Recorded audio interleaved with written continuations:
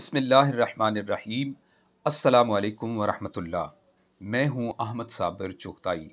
ناظرین، آج ہم بات کریں گے کہ حضرت ذوالقرنین نے کتنے سفر کیے اور ان سفروں کے دوران انہوں نے کیا دیکھا اور اس دوران کیا واقعات پیش آئے۔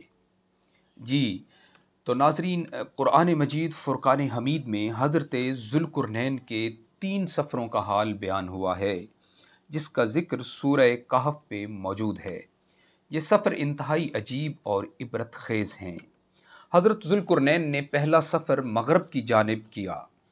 آپ نے پرانی کتابوں میں پڑھا تھا کہ سام بن نوح علیہ السلام کی اولاد میں سے ایک شخص آب حیات کے چشمے پر پہنچے گا اور اس کا پانی پی لے گا، پھر اس کو موت نہیں آئے گی۔ اسی لیے حضرت ذوالقرنین نے مغرب کی جانب سفر کیا۔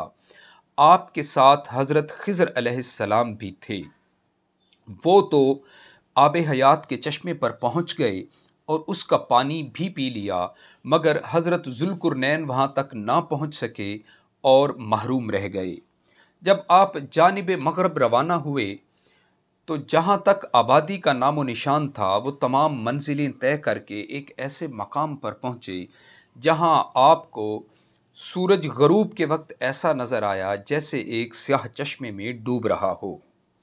جیسا کہ سمندری سفر کرنے والوں کو سورج سمندر کے کالے پانی میں ڈوبتا ہوا نظر آتا ہے، وہاں پر آپ نے ایک قوم کو دیکھا جنہوں نے اپنے جسم پر جانوروں کی کھال پہنی ہوئی تھی۔ ان کے بدن پر اور کچھ نہیں تھا۔ یہ لوگ دریا کے مردہ جانوروں کو کھاتے تھے۔ یہ قوم ناسک کہلاتی تھی۔ ان کے بہت سارے لشکر تھے اور یہ بڑے بہادر اور جنگجو تھے۔ حضرت ذوالقرنین نے اپنی فوجوں کے ساتھ ان کا گھیراؤ کر لیا اور اس دوران بہت سارے لوگ مشرف با اسلام ہوئے۔ جنہوں نے اسلام قبول نہیں کیا وہ حضرت ذوالقرنین کی فوجوں کے ہاتھوں قتل ہو گئے۔ حضرت ذوالقرنین نے دوسرا سفر مشرق کی جانب کیا، یہاں تک کہ آپ ایسے مقام پر پہنچے جہاں سے سورج طلوع ہوتا ہے۔ آپ نے وہاں ایک ایسی قوم کو دیکھا جن کے پاس کوئی عمارات یا مکانات نہیں تھے، بلکہ وہ جب سورج طلوع ہوتا تو زمین کی غاروں میں چھپ جاتے اور جب سورج ڈھل جاتا تو نکل کر اپنی روزی کی تلاش میں لگ جاتے۔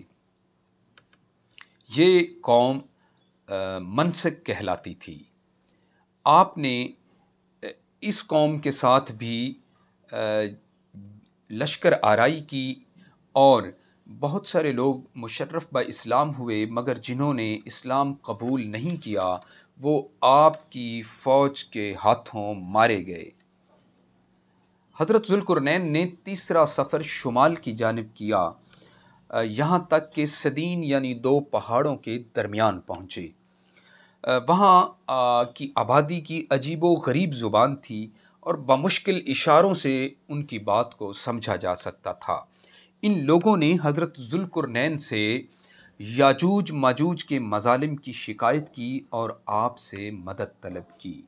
جی ناظرین، یاجوج ماجوج کا ذکر ہم اپنے اگلے ویلاگ میں کریں گے کہ یاجوج ماجوج کون ہیں، کہاں موجود ہیں اور حضور علیہ السلام کی حدیث مبارکہ کے مطابق وہ کب ظاہر ہوں گے، کب نکلیں گے۔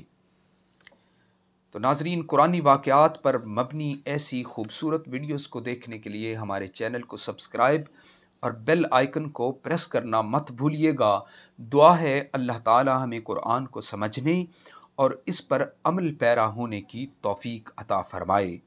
اللہ حامی و ناصر ہو۔